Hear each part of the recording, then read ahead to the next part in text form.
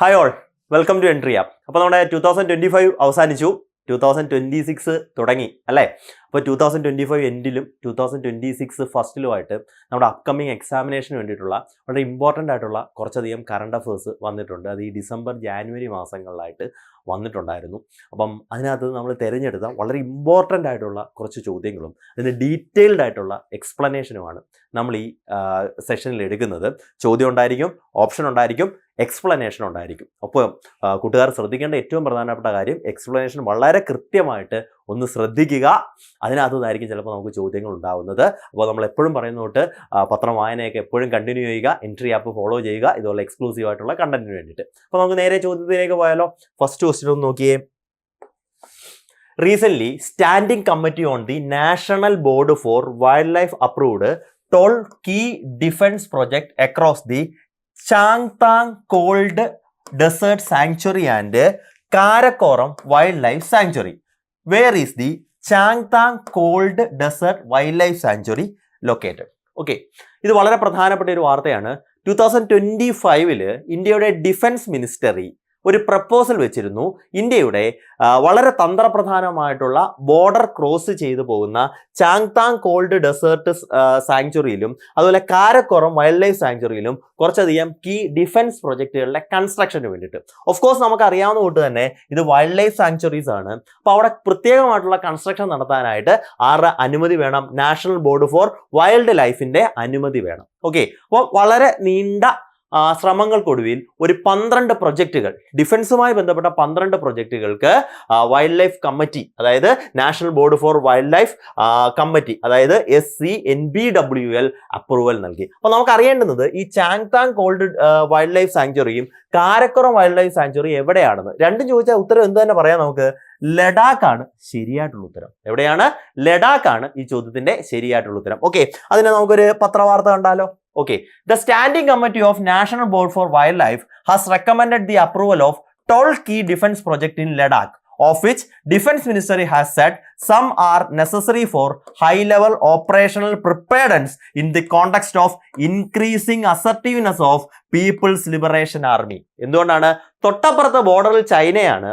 അവരുടെ കരസേനയായിട്ടുള്ള ആർമി ആയിട്ടുള്ള people's liberation ആർമിയുടെ വലിയ രീതിയിലുള്ള കൺസ്ട്രക്ഷൻ പ്രൊജക്റ്റുകൾ എവിടെ നടക്കുന്നുണ്ട്? തൊട്ടപ്പുറത്ത് നടക്കുന്നുണ്ട്. അപ്പോൾ നമുക്ക് നമ്മളുടെ ബോർഡറിൽ അതിനെ ടാക്കിൾ ചെയ്യാനും കൗണ്ടർ ചെയ്യാനായിട്ടുള്ള പ്രവർത്തനങ്ങൾക്ക് വേണ്ടിയിട്ടാണ് ഈ ചാങ്താങ്ങിലും അതുപോലെ തന്നെ കാരക്കോറും ബേസ്ഡ് ഇൻ ലഡാക്ക് എന്ത് വരുന്നത്? ഈ പറയുന്ന ഡിഫൻസ് പ്രൊജക്റ്റുകൾ നിലവിൽ വരുന്നത്. സോ അതിന് അപ്രൂവൽ നൽകിയിട്ടുണ്ടായിരുന്നു. അപ്പം ഈ ഒരു പാനലിന്റെ ഹെഡ് ആരായിരുന്നു? ഭൂപേന്ദ്ര യാദവ്. പരിചയപ്പെടുത്തേണ്ട കാര്യമില്ലല്ലോ, യൂണിയൻ എൻവയോൺമെന്റ് മിനിസ്റ്റർ ആണ് ശ്രീ ഭൂപേന്ദ്ര യാദവ് എന്ന് പറയുന്നത്. ഓക്കെ, അവിടെ ഒരു ട്രെയിനിങ് നോഡ് വരുന്നുണ്ട്. ചാങ്താങ് വൈൽഡ് ലൈഫ് സാങ്ച്വറിയുടെ ഭാഗമായിട്ടുള്ള ടരാ പ്രൊവിഷ്യയിൽ ഒരു എന്ത് വരുന്നുണ്ട്? ട്രെയിനിങ് നോഡ് ക്യാമ്പ് വരുന്നുണ്ട്. ഒരു ആർട്ടിലറി ബാറ്ററി അത് എവിടെ വരുന്നുണ്ട്? ലേ വരുന്നുണ്ട്. ലഡാക്കിന്റെ ക്യാപിറ്റൽ ആയിട്ടുള്ള ലേയിൽ വരുന്നുണ്ട്. അതേപോലെ തന്നെ FASF formation ammunition storage facility വരുന്നുണ്ട്. അതുപോലെ തന്നെ ഒരു ബ്രിഗേഡ് ഹെഡ് ക്വാർട്ടേഴ്സ് ഒക്കെ വരുന്നുണ്ട്. പിന്നെ ഇൻഡോ തിബറ്റൻ ഔട്ട് പോസ്റ്റുകൾ വരുന്നുണ്ട്. അങ്ങനെ 12 ഡിജിറ്റൽ പ്രൊജക്റ്റുകൾ ചാങ്താങ്ങിലും കാരക്കോറത്തിലും വരുന്നുണ്ട്. അപ്പോൾ കാരക്കോറവും ചാങ്താങ്ങും ചോദിച്ചാൽ ജിയോഗ്രഫിക്കലി അത് നിലവിൽ എവിടെയാണ്? യൂണിയൻ ടെറിട്ടറി ഓഫ് ലഡാക്കിലാണ്. എത്ര കീ ഡിഫൻസ് പ്രൊജക്റ്റുകളാണ് വരുന്നത്? 12 എണ്ണമാണ് വരുന്നത്. ഓക്കെ, ക്ലിയർ ആയല്ലോ. സോ നമുക്ക് സെക്കൻഡ് ക്വസ്റ്റ്യനിലേക്ക് പോയാലോ. ഇതാണ് second question. Recent Haryana government announced measures to promote Rakhi Garhi. Rakhi Garhi എന്നൊക്കെ കേൾക്കുമ്പോൾ തന്നെ നമ്മുടെ മനസ്സിൽ വളരെയധികം സന്തോഷമാണ്. കാര്യം ഇൻഡസ് വാലി സിവിലൈസേഷൻ പഠിക്കുമ്പോൾ നമ്മൾ ഏറ്റവും കൂടുതൽ കേൾക്കുന്ന ഒരു ഇൻഡസ് വാലി സിവിലൈസേഷൻ സൈറ്റാണ് രാഖി ഗർഹി. രാഖി ഗർഹി ഹരിയാനയിലാണ്, വലുതാണ്, ഗഗ്ഗർ ഹക്ര നദിയുടെ തീരത്തു നിന്ന് കണ്ടെത്തിയതാണ് എന്നൊക്കെ നമ്മൾ പഠിക്കാറുണ്ട്. അപ്പം അതിനെ സംബന്ധിച്ചുള്ള കറണ്ട് അഫെയർ ആണ്. അപ്പോൾ ഉറപ്പായിട്ട് നമ്മളെ ചോദിക്കും അല്ലേ. അപ്പോൾ സിവിലൈസേഷനുമായിട്ട് ബന്ധപ്പെട്ട പുതിയ കറണ്ട് അഫേഴ്സിലെ ചോദ്യങ്ങൾ ഒരുപാട് ക്വസ്റ്റ്യൻ പേപ്പർ വന്നിട്ടുണ്ട് അല്ലേ. Haryana government announce the measures to promote Rakhi Garhi as a major archaeological and tourism destination. Okay, അപ്പോൾ Rakhi Garhi is situated in the banks of which river system? അപ്പോൾ ചോദ്യത്തിനകത്ത് ഞാനൊരു ക്ലൂ ഒക്കെ കൊടുത്തിട്ടുണ്ട്. നൗ ഡ്രൈ റിവർ സിസ്റ്റം എന്നാണ് പറഞ്ഞിട്ടുള്ളത്. എവിടെയാണ് സ്ഥിതി ചെയ്യുന്നത്? ഏത് നദിയുടെ തീരത്താണ്? സരസ്വതി റിവർ ആണ് ശരിയായിട്ടുള്ള ഉത്തരം. ഓക്കെ, സരസ്വതി റിവറിന്റെ മറ്റൊരു പേരാണ് ഗാഗർ ഹക്ര. ഇപ്പം പുരാണത്തിലൊക്കെ പറഞ്ഞിരുന്ന വേദിക് പീരീഡിലൊക്കെ മെൻഷൻ ചെയ്യുന്ന സരസ്വതി റിവർ നമുക്ക് കാണാനായിട്ട് കഴിയത്തില്ല. ഇപ്പം ഹിന്ദു മിത്തോളജി പ്രകാരം ഇത് ഭൂമിക്കടിയിലൂടെയാണ് ഒഴുകുന്നത് എന്ന രീതിയിൽ നമ്മൾ എന്ത് ചെയ്യാറുണ്ട്, പഠിക്കാറുണ്ട്. But archaeological survey of India report അനുസരിച്ച് ഇൻഡസ് റിവറിന്റെ ഒരു പ്രധാനപ്പെട്ട കൈവഴിയാണ്, പോഷക നദി എന്നൊന്നും നമുക്ക് പറയാൻ പറ്റത്തില്ല, ട്രിബ്യൂട്ടറി എന്നൊന്നും പറയാൻ പറ്റത്തില്ല, ഒരു കൈവഴിയാണ് ഈ ഗാഗർ ഹക്ര എന്ന് പറയുന്നത്. ആ ഗാഗർ ഹക്ര നമുക്ക് കാണാൻ കഴിയുന്നത് എപ്പോൾ മാത്രമാണ്, വലിയ മൺസൂൺ സീസണിൽ ഇൻഡസ് റിവർ കരകവിഞ്ഞൊഴുകുമ്പോൾ മാത്രം സൃഷ്ടിക്കപ്പെടുന്ന ഒരു കൈവഴിയാണ് ഈ പറയുന്ന ഗാഗർ ഹക്ര. അപ്പൊ അതായിരിക്കാം സരസ്വതി റിവർ എന്നുള്ള കൺക്ലൂഷനിലാണ് ആർക്കിയോളജിക്കൽ സർവേ ഓഫ് ഇന്ത്യ. അപ്പൊ ഈ രാഖി ഗർഹി എന്ന് പറയപ്പെടുന്ന ഇൻഡസ് വാലി സിവിലൈസ്ഡ് സിറ്റി എവിടെയാണ്, ഹരിയാനയിലാണ്.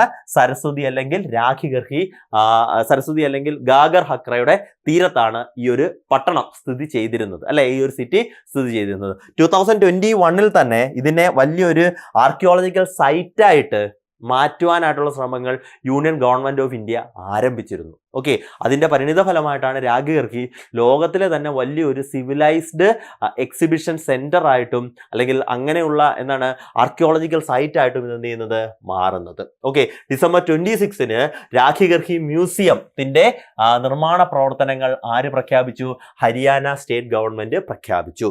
അപ്പം ഈ ഒരു മ്യൂസിയം നിലവിൽ വരുന്നത് under the chairmanship of doctor Amit Agarwal. പ്രധാനപ്പെട്ട പേരാണ്. ആരാണ് അദ്ദേഹം?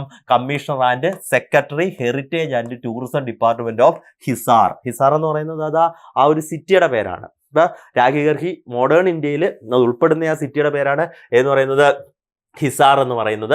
സോ അവിടെ ഒരുപാട് കണ്ടന്റുകൾ എന്ത് ചെയ്യുന്നു, വരുന്നു. അപ്പം നമ്മുടെ ഇൻഡസ് വാലി സിവിലൈസേഷനെ സംബന്ധിച്ചുള്ള വിവരങ്ങൾ ഒരു കട്ടിംഗ് എഡ്ജ് ടെക്നോളജിയുടെ ഭാഗമായിട്ട് വെർച്വൽ റിയാലിറ്റിയിലൂടെ അവതരിപ്പിക്കുവാനായിട്ട് കഴിയും. ഫോട്ടോ ലാബോറട്ടറീസ് ഉണ്ടാകും അവിടെ.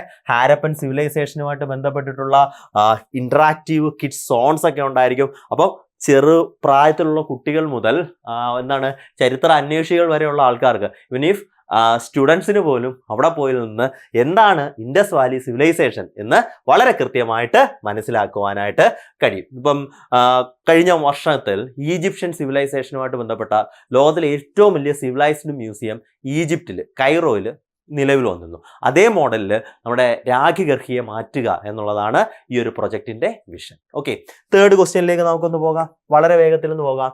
Recent government launched your money your right, a nationwide initiative to help citizens to identify and reclaim unclaimed financial assets across banks, insurance, mutual fund and pension system. Which department coordinating this initiative? Okay, collaborating with RBI, SEBI, IRDAI, EPFA and PFRDA. Okay, എന്താണ് unclaimed deposit? നമ്മുടെ ബാങ്കുകളിലും insurance സ്ഥാപനങ്ങളിലും അതുപോലെ pension ഫണ്ടുകളിലും mutual ഫണ്ടുകളിലും ഒക്കെ നമ്മുടെ പേരിൽ കിടക്കുന്ന നിക്ഷേപം, പക്ഷെ കുറേ കാലമായിട്ട് നമ്മൾ എന്ത് ചെയ്യുന്നില്ല, അനക്കുന്നില്ല. അപ്പോൾ അങ്ങനെയുള്ള നിക്ഷേപങ്ങളെയാണ് അൺക്ലെയിംഡ് ഡെപ്പോസിറ്റ്സ് എന്ന് പറയുന്നത്. ഈ അൺക്ലെയിംഡ് ഡെപ്പോസിറ്റ്സ് അതിൻ്റെ കൃത്യമായിട്ടുള്ള ഉടമസ്ഥരിലേക്ക് എത്താൻ അല്ലെങ്കിൽ അവരുടെ നോമിനീസിലേക്ക് എത്താൻ ഗവൺമെന്റ് ഓഫ് ഇന്ത്യ ലോഞ്ച് ചെയ്ത ഒരു പ്രധാനപ്പെട്ട ക്യാമ്പയിൻ്റെ പേരാണ് യുവർ മണി യുവർ റൈറ്റ് എന്ന് പറയുന്ന ക്യാമ്പയിൻ. ആരാണ് ഈ ക്യാമ്പയിൻ കോർഡിനേറ്റ് ചെയ്യുന്നത്? ഡിപ്പാർട്ട്മെന്റ് ഓഫ് ഫിനാൻഷ്യൽ സർവീസസ് ആണ് ഇത് കോർഡിനേറ്റ് ചെയ്യുന്നത്. ആരാണ് കോർഡിനേറ്റ് ചെയ്യുന്നത്? ഡിപ്പാർട്ട്മെന്റ് ഓഫ് ഫിനാൻഷ്യൽ സർവീസസ് ആണ് കോർഡിനേറ്റ് ചെയ്യുന്നത്. യുവർ മണി യുവർ റൈറ്റ് കഴിഞ്ഞ പോയ വർഷത്തിൽ 2025 ഡിസംബറിൽ പ്രസ് ഇൻഫർമേഷൻ ബ്യൂറോ ഏറ്റവും കൂടുതൽ ജനങ്ങൾക്ക് അവയർനെസ് നൽകിയ ഒരു ക്യാമ്പയിനാണ് your money your right campaign. So നമുക്ക് ആ ക്യാമ്പയിനുകളിലേക്കൊന്ന് പോകാം. യുവർ മണി യുവർ റൈറ്റ്, ആപ്കി പൂച്ചി ആപ്കാ അധികാർ, നിങ്ങളുടെ പണം നിങ്ങളുടെ അധികാരമാണ് എന്നാണ് പറയുന്നത്. അതായത് ബാങ്കുകളിലോ ഇൻഷുറൻസിലോ മ്യൂച്വൽ ഫണ്ടുകളിലോ ഡിവിഡൻഡ് ആയിട്ടോ ഷെയർ ആയിട്ടോ റിട്ടയർമെന്റ് ബെനഫായിട്ടോ ഒരു റെഗുലേറ്റഡ് ടൈമിൽ നമ്മൾ കൈപ്പറ്റാത്ത തുകകളെ നമുക്ക് എന്ത് പറയാം? അൺക്ലെയിംഡ് ഫിനാൻഷ്യൽ അസറ്റ് എന്നും അൺക്ലെയിംഡ് മണി എന്നും പറയാം. ഓക്കെ, ഇത് തിരിച്ചു കൊടുക്കുന്നതിനെ സംബന്ധിച്ച് 2022, 2023, 2024, 2025 ബഡ്ജറ്റുകളിൽ ആര് സൂചിപ്പിച്ചിരുന്നു? യൂണിയൻ ഫിനാൻസ് മിനിസ്റ്റർ സൂചിപ്പിച്ചിരുന്നു. അതിന്റെ ഭാഗമായിട്ടാണ് 2025 അറ്റ് ദ എൻഡിൽ ഈ ഒരു ക്യാമ്പയിനുമായിട്ട് വന്നത്. അപ്പോൾ ഈ ക്യാമ്പയിൻ നടത്തുമ്പോൾ ഗവൺമെന്റ് നേരിട്ട ഏറ്റവും പ്രധാനപ്പെട്ട വെല്ലുവിളി ഒരു എൻറ്റിറ്റിയിലല്ല അൺക്ലെയിംഡ് ഡെപ്പോസിറ്റ്സ് ഉള്ളത്. ബാങ്കുകളിലുണ്ട്, ഇൻഷുറൻസ് ഉണ്ട്, അങ്ങനെയുള്ള ഒരുപാട് മേഖലകളുണ്ട്. അപ്പോൾ അതിൻ്റെ എല്ലാം റെഗുലേറ്റേഴ്സിനെ കോർഡിനേറ്റ് ചെയ്യാൻ ഡിപ്പാർട്ട്മെന്റ് ഓഫ് ഫിനാൻഷ്യൽ സർവീസസിനെ ചുമതലപ്പെടുത്തി union finance minister Shrimati Nirmala Sitharaman. അതിൻ്റെ എഫേർട്ടിന്റെ ഭാഗമായിട്ട് എന്തുണ്ടായി? അൺക്ലെയിംഡ് ഡെപ്പോസിറ്റുകൾ തിരിച്ച് ജനങ്ങളിലേക്ക് എത്തുന്ന പരിപാടി ആരംഭിച്ചു. Okay, what are unclaimed financial asset? ഓരോ മേഖലയിൽ അൺക്ലെയിംഡ് ഫിനാൻഷ്യൽ അസറ്റുകളുണ്ട്. നമുക്ക് പെട്ടെന്ന് മനസ്സിലാവുന്ന ബാങ്ക് ഡെപ്പോസിറ്റുകളാണ്. സേവിങ്സ് അക്കൗണ്ടോ, കറണ്ട് അക്കൗണ്ടോ, ഫിക്സഡ് ഡെപ്പോസിറ്റുകളിലോ, റെക്കറിംഗ് ഡെപ്പോസിറ്റുകളിലോ നമ്മൾ പണം നിക്ഷേപിച്ചിട്ടുണ്ട്. ചിലപ്പോൾ നമ്മൾ ഇതങ്ങ് മറന്നുപോകും. അതിപ്പം ചെറിയ തുകയായിക്കോട്ടെ, വലിയ തുകയായിക്കോട്ടെ, നമുക്ക് ഊഹിക്കാവുന്ന നമ്മൾ സ്കൂളിലൊക്കെ പഠിക്കുമ്പോൾ പ്ലസ് 1 പ്ലസ് 2 പഠിക്കുമ്പം ബാങ്കുകൾ സ്കൂളുകളിൽ ഒരു സേവിങ്സ് അക്കൗണ്ട് ക്യാമ്പയിനൊക്കെ ആയിട്ട് വരും. അപ്പോൾ നമ്മുടെ ഇത് ഫോമൊക്കെ ഫില്ല് ചെയ്ത് മേടിക്കും. അപ്പോൾ അടുത്ത ദിവസം ടീച്ചർ പറയും ഇതിലേക്ക് എന്തായാലും 100 രൂപ മുതൽ ചെറിയൊരു നിക്ഷേപം നടത്തണമെന്ന് പറയും. അപ്പോൾ വീട്ടിൽ ചെന്ന് നമ്മളിത് അവതരിപ്പിക്കുമ്പോൾ വീട്ടുകാർ 100, 200, 500 രൂപയൊക്കെ നമ്മുടെ കയ്യിൽ തരും. നമ്മളിത് ഭയങ്കരമായിട്ട് വീട്ടിൽ നിന്ന് ചോദിച്ച് മേടിക്കും. എന്നിട്ട് എന്ത് ചെയ്യും? ഇവിടെ കൊണ്ടുപോയി കൊടുക്കും. അപ്പോൾ നമുക്ക് ATM കാർഡ് ഉൾപ്പെടെയുള്ള സർവീസസ് കിട്ടാൻ വേണ്ടിയിട്ടാണ് ചെയ്യുന്നത്. അപ്പം പ്ലസ് 2 ആണിത് ചേർന്നത്, ഡിഗ്രി ആയി PG ആയി നമ്മളിതങ്ങ് മറന്നുപോകും. വേറൊരു അക്കൗണ്ട് എടുക്കും ചിലപ്പം. സോ ഇങ്ങനെയുള്ള ഡെപ്പോസിറ്റുകൾ എന്തായി മാറും? അൺക്ലെയിംഡ് ഡെപ്പോസിറ്റ്സ് ആയി മാറും. നോമിനീസിൻ്റെ കൃത്യമായിട്ടുള്ള വിവരങ്ങളില്ലാത്ത ഡെപ്പോസിറ്റുകൾ അൺക്ലെയിംഡ് ഡെപ്പോസിറ്റുകളായി മാറും. കൃത്യസമയത്ത് മൊബൈൽ നമ്പർ അപ്ഡേറ്റ് ചെയ്യാത്ത പക്ഷം നമ്മളുടെ ഡെപ്പോസിറ്റുകൾ എന്തായി മാറാം? അൺക്ലെയിംഡ് ഡെപ്പോസിറ്റുകളായി മാറാം. മ്യൂച്വൽ ഫണ്ടുകളിൽ reduction proceeds or dividend are not credited to investors, അത് അൺക്ലെയിംഡ് ആണ് അവിടെ. Policy benefits remaining unpaid to policy holders, അത് ഇൻഷുറൻസിൻ്റെ കാര്യത്തിൽ അൺപെയ്ഡ് ആയിട്ട് മാറാം. ഡിവിഡൻഡ് ഷെയറുകളും പേ ചെയ്യാൻ കഴിഞ്ഞില്ല, കമ്പനി വൈൻഡപ്പ് ചെയ്തു പോയി, അങ്ങനെയുള്ള സാഹചര്യങ്ങൾ വരും. പെൻഷൻ, റിട്ടയർമെന്റ് ബെനിഫിറ്റ്സ് എന്ത് ചെയ്തില്ല? നോമിനീസിലേക്ക് എത്തിയില്ല. ഓക്കെ, ഇങ്ങനെയൊക്കെ പല രീതിയിൽ അവകാശികൾക്ക് കിട്ടാത്ത പണമാണ് അൺക്ലെയിംഡ് ഡെപ്പോസിറ്റ്സ് എന്ന് പറയുന്നത്. ഓക്കെ, നമുക്ക് എന്തൊക്കെ ചെയ്യാൻ പറ്റുമെന്ന് നോക്കാം. Rightful access to unclaimed deposits. Government of ഇന്ത്യയുടെ കണക്കനുസരിച്ച് ഡിസംബർ എൻഡ് ചെയ്യുമ്പോൾ, അതായത് കഴിഞ്ഞ 2025 ഡിസംബർ എൻഡ് ചെയ്യുമ്പോൾ ഏകദേശം 78,000 കോടി രൂപ, 78,000 crore rupees ബാങ്കുകളിൽ അൺക്ലെയിംഡ് ഡെപ്പോസിറ്റ്സ് ആയി കിടപ്പുണ്ട്. ഇൻഷുറൻസിൽ 14,000 crore rupees ആണ് കിടക്കുന്നത്. 9,000 crore rupees ആണ് ഡിവിഡൻഡുകളായിട്ട് കിടക്കുന്നത്. മ്യൂച്വൽ ഫണ്ടുകളിലാണെങ്കിൽ 3,000 crore rupees ആണ്. അപ്പോൾ എല്ലാം കൂടെ കൂട്ടി നോക്കുമ്പോൾ തന്നെ 1.04 lakh crore rupees എന്ന് പറയുന്ന ഒരു വലിയ നമ്പറിലേക്ക് ഇതെത്തി. ഇത് ഉടമസ്ഥർക്ക് തിരിച്ചു കൊടുക്കണ്ടേ? അപ്പം അതിനുവേണ്ടി എന്തൊക്കെയാണ് ഗവൺമെന്റ് ചെയ്യുന്നതെന്ന് നമുക്ക് നോക്കാം. അപ്പം അതിനു മുമ്പ് എങ്ങനെയാണ് ഒരു അക്കൗണ്ടുകൾ ഈ അൺക്ലെയിംഡ് ആയിട്ട് ഫിനാൻഷ്യൽ അസറ്റുകൾ മാറുന്നത്? ഒന്നാമത്തത് change in the address or contact details. അപ്പോൾ നമ്മൾ പറയത്തില്ലയോ, നമ്മുടെ അഡ്രസ്സൊക്കെ ചേഞ്ച് ചെയ്യുമ്പോൾ നമ്മുടെ ബാങ്കിലും പെൻഷനിലും എല്ലായിടത്തും അത് എന്ത് ചെയ്യണം? അപ്ഡേറ്റ് ചെയ്തിരിക്കണം. കോൺടാക്ട് ഡീറ്റെയിൽസ് എന്ത് ചെയ്തിരിക്കണം? മോഡിഫിക്കണം. അടുത്തതാണ് ഓൾഡ് ഓർ ഇനാക്റ്റീവ് അക്കൗണ്ട്സ്. നമ്മൾ നേരത്തെ പറഞ്ഞുകൊണ്ട് കൊച്ചു പ്രായത്തിൽ തുടങ്ങി മറന്നുപോയ അക്കൗണ്ടുകൾ, അതാണ് ഓൾഡ് ഓർ ഇനാക്റ്റീവ് അക്കൗണ്ടുകളായി മാറുന്നത്. അടുത്തതാണ് incomplete or outdated documentation. Incompleted or outdated documentation. Nominations are not updated. അടുത്ത എന്താണ്? Lack of information among family members. ഇതൊക്കെയാണ് അൺക്ലെയിംഡ് ഡെപ്പോസിറ്റ്സ് ആയിട്ട് മാറാനായിട്ടുള്ള ഏറ്റവും പ്രധാനപ്പെട്ട കാരണങ്ങളെന്ന് പറയുന്നത്. ഓക്കെ, ഇനി നമുക്ക് അത് മാറ്റാനായിട്ട് ഗവൺമെന്റ് എന്ത് ചെയ്യുന്നു? ഒരു പ്രൊജക്റ്റ് കൊണ്ടുവന്നു. ആ പ്രൊജക്റ്റിനെ അല്ലെങ്കിൽ യുവർ മണി യുവർ റൈറ്റ് ക്യാമ്പയിനെ ഒരു 3A ഫ്രെയിംവർക്ക് ആയിട്ടാണ് യൂണിയൻ ഗവൺമെന്റ് ഓഫ് ഇന്ത്യ അവതരിപ്പിക്കുന്നത്. ഒരു 3A ഫ്രെയിംവർക്ക് ആയിട്ടാണ് അവതരിപ്പിക്കുന്നത്. അത് ഏതൊക്കെയാണെന്ന് ചോദിച്ചാൽ 3A ഏതാണ്? Awareness, accessibility and action. ഏതൊക്കെയാണ്? Awareness, accessibility and action. Okay, as on January 31 ഇന്ത്യയിൽ 668 ഡിസ്ട്രിക്റ്റുകളിൽ ഫെസിലിറ്റേഷൻ ക്യാമ്പയിനുകൾ നടത്തി. അപ്പോൾ ആ ഫെസിലിറ്റേഷൻ ക്യാമ്പയിനുകളിൽ പബ്ലിക് റെപ്രസെൻറ്റേറ്റീവ് മുതൽ അതർ ഫിനാൻഷ്യൽ ഇൻസ്റ്റിറ്റ്യൂഷൻസിന്റെ പ്രതിനിധികളെ വരെ എന്ത് ചെയ്തു? പങ്കെടുപ്പിച്ചു. അങ്ങനെ എന്ത് ചെയ്തു? ഈ തുകകൾ തിരിച്ചു കൊടുക്കാനായിട്ടുള്ള പരിപാടികൾ തുടക്കി. ഓക്കെ, അപ്പോൾ 1.04 lakh crore തിരിച്ചു കൊടുക്കാനായിട്ടുള്ള പരിപാടിയാണ് നടന്നു വരുന്നത്. ഓക്കെ, അടുത്തത് റീസെന്റ്, അടുത്ത 4ാമത്തെ ചോദ്യത്തിലേക്ക് നമുക്ക് പോകാം. Recent health ministries malaria elimination and technical report 2025 want that urban malaria driven by invasive mosquito species poses a serious threat to India's malaria elimination goal. Okay, malaria report വന്നു. റിപ്പോർട്ടിലേക്ക് നമുക്ക് പോകാം. അതിനു മുമ്പ് മലേറിയ പരത്തുന്ന കൊതു ഏതാണ്? അനോഫിലസ് സ്റ്റെഫാൻസി അല്ലേ? അനോഫിലസ് സ്റ്റെഫാൻസി വിഭാഗത്തിലുള്ള പെൺകൊതുകളാണ് മലേറിയ പരത്തുന്നത്. നോക്കാം, മലേറിയ റിപ്പോർട്ടിൽ ക്രിട്ടിക്കലായിട്ട് കുറേ കണ്ടെത്തലുകളുണ്ട്. ഒന്നാമത്തെ കണ്ടെത്തലുകൾ എന്താണെന്ന് ചോദിച്ചാൽ, ഇന്ത്യയിലെ മെട്രോപൊളിറ്റൻ ഏരിയ ഡൽഹി ഉൾപ്പെടെയുള്ള സ്ഥലങ്ങളിൽ മലേറിയ രോഗം കൂടി വരികയാണ്. 2030 ഇന്ത്യയിൽ നിന്ന് മലേറിയ പൂർണ്ണമായിട്ടും ഇറാഡിക്കേറ്റ് ചെയ്യാനുള്ള ശ്രമങ്ങൾക്ക് വലിയ തിരിച്ചടിയാണ് ഇതുമൂലം ഉണ്ടാകുന്നത്. ഓക്കെ, ഇന്ത്യയിൽ ഏറ്റവും കൂടുതൽ മലേറിയ രോഗം റിപ്പോർട്ട് ചെയ്യപ്പെടുന്ന 3 സംസ്ഥാനങ്ങളെ എടുത്താൽ അത് ഒഡീഷ, ത്രിപുര, മിസോറാമാണ്. പിന്നീട് ബംഗ്ലാദേശ്, മ്യാൻമാർ പോലെയുള്ള അയൽ രാജ്യങ്ങളിൽ നിന്ന് ക്രോസ് ബോർഡർ ട്രാൻസ്മിഷനും മലേറിയയുടെ കാര്യത്തിൽ വരുന്നു. ഓക്കെ, 2027 തദ്ദേശീയമായിട്ടുള്ള ഇൻഡിജീനിയസ് കേസസ് വൈൻഡപ്പ് ചെയ്യുക. 2030 ആകുമ്പോഴത്തേക്ക് ക്രോസ് ബോർഡർ ട്രാൻസ്മിഷനോട് ഉൾപ്പെടെയുള്ള കാര്യങ്ങൾ പൂർണ്ണമായിട്ടും ഒഴിവാക്കുക എന്നുള്ളതാണ് ലക്ഷ്യം. അനോഫിലസ് സ്റ്റെഫൻസി കൊതുകുകൾ എങ്ങനെയാണ് അർബൻ സെറ്റിൽമെന്റുകളിൽ പടർന്നു പിടിക്കുന്നതിനുള്ള കാരണങ്ങൾ പറയുന്നുണ്ട്. കണ്ടെയ്നർ ബ്രീഡിംഗ്, കൺസ്ട്രക്ഷൻ സൈറ്റുകളിൽ അവിടെയൊക്കെ ഈ മലിനജലം കെട്ടിക്കിടക്കാൻ സാധ്യതയുള്ള സ്ഥലങ്ങളാണ്, അല്ലയോ? High pollution density. ഇപ്പോൾ ഇന്ത്യയിലെ സംസ്ഥാനങ്ങൾ ഒന്നുകിൽ പോപ്പുലേഷൻ വളരെയധികം കൂടുതലായിരിക്കും, അല്ലെങ്കിൽ അടുത്ത പ്രശ്നം ഡെൻസിറ്റി പോപ്പുലേഷൻ വളരെയധികം കൂടുതലായിരിക്കും. അപ്പോൾ ഇതുപോലുള്ള എപ്പിഡമിക്കുകളും പാൻഡമിക്കുകളും പെട്ടെന്ന് പടർന്നു പിടിക്കാം. മനസ്സിലായല്ലോ? അടുത്ത ഫ്രാഗ്മെന്റഡ് ഹെൽത്ത് കെയർ ഡെലിവറി. അടുത്ത പ്രശ്നം fragmented health care delivery. So ഇത്രയും പ്രശ്നങ്ങളാണ് ഇന്ത്യയിലെ മലേറിയ ഇറാഡിക്കേഷനെ തിരിച്ചടിക്കുന്ന, പിന്നോട്ടടിക്കുന്ന പ്രധാനപ്പെട്ട കണ്ടന്റ് എന്ന് പറയുന്നത്. മനസ്സിലായല്ലോ? ഓക്കെ, അപ്പം അടുത്ത നമുക്ക് ഈ ഒരു റിപ്പോർട്ടിലെ ഏറ്റവും പ്രധാനപ്പെട്ട ഒരു കാര്യം എന്ന് പറയുന്നത്, ഇന്ത്യ ഒരു പ്രീ ഇലിമിനേഷൻ ഫേസസിലാണ് മലേറിയയെ സംബന്ധിച്ച് നമ്മൾ ഇത് പറഞ്ഞ കാര്യങ്ങൾ നെഗറ്റീവ് അല്ലേ? പോസിറ്റീവ് ആയിട്ടുള്ള കാര്യങ്ങൾ നോക്കാം. 2015 ഇന്ത്യയിൽ 11.7 lakh മലേറിയ കേസസ് ഉണ്ടായിരുന്നെങ്കിൽ 2024 ആയപ്പോൾ അത് 2.27 lakh ആയിട്ട് കുറയുകയും 10 വർഷം കൊണ്ട് 78% മരണനിരക്കിൽ കുറവ് വന്നിട്ടുള്ളത്. പിന്നെ ചാലഞ്ചസ് കൊടുത്തിട്ടുണ്ട്, അത് നമുക്ക് അറിയാവുന്ന ചാലഞ്ചസ് തന്നെയാണ്.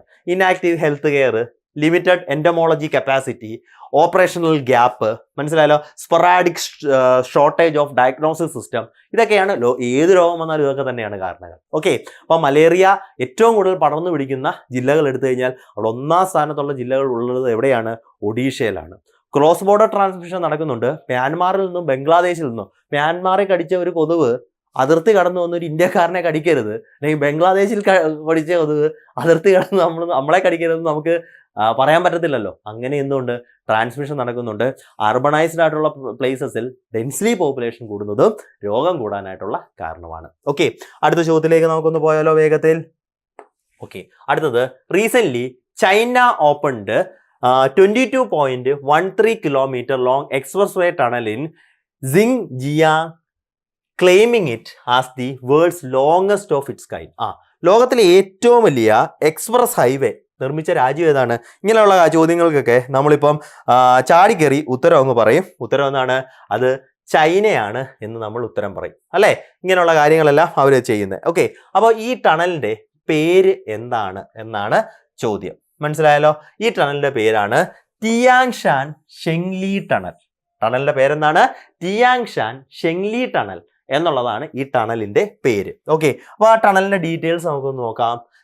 അപ്പം അതിന്റെ നീളം, ടിയാങ്ഷാൻ ഷെങ്ലി ടണലിന്റെ നീളം എന്ന് പറയുന്നത് 22.13 kilometer ലോങ് ആണ്. വേൾഡ്സ് ലോങ്ങസ്റ്റ് ഹൈവേ ടണലാണിത്. മനസ്സിലായല്ലോ? Longest highway ടണലാണ്. 22 കിലോമീറ്റർ ആണ്. 20 മിനിറ്റ് കൊണ്ട് യാത്ര ചെയ്യാനായിട്ട് പറ്റും. മനസ്സിലായല്ലോ? ഇത് ഉയ്ഗുർ ഓട്ടോണോമസ് റീജിയനിലാണ്. ഉയ്ഗൂർ എന്നോ നമുക്ക് വിളിക്കാം. അങ്ങനെയുള്ള ഒരു ഓട്ടോണോമസ് റീജിയനിലാണ് ഈ ടണൽ സ്ഥിതി ചെയ്യുന്നത്. ഓക്കെ, അപ്പം ടണലിന്റെ പേര് മറക്കരുത്, ടിയാങ്ഷാൻ ഷെങ്ലി ടണൽ. ലെങ്ത് എത്രയാണ്? 22.13 kilometer. ഓക്കെ, അടുത്ത ചോദ്യത്തിലേക്ക് വേഗം ഒന്ന് പോയാലോ. Recent Union government ministries met delegations of Rabha, Mizing and Tiwa communities to address their concerns. Okay, ഈ ഇടയ്ക്ക് കേന്ദ്ര സർക്കാർ ഇന്ത്യയിലെ ട്രൈബൽ വിഭാഗങ്ങളെ വിളിച്ചു ചേർക്കുന്ന വിവിധ യോഗങ്ങൾ നടത്തിയിരുന്നു. 2025 എന്ന് പറയുന്നത് ഇന്ത്യയിൽ ജനജാതീയ വർഷമായിട്ടാണ്, ട്രൈബൽ ഇയർ ആയിട്ടാണ് നമ്മൾ ഒബ്സർവ് ചെയ്തത്.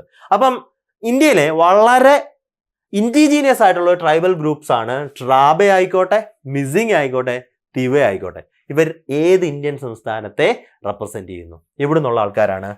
അസമാണ് ശരിയായിട്ടുള്ള ഉത്തരം. എന്താണ് ശരിയായിട്ടുള്ള ഉത്തരം?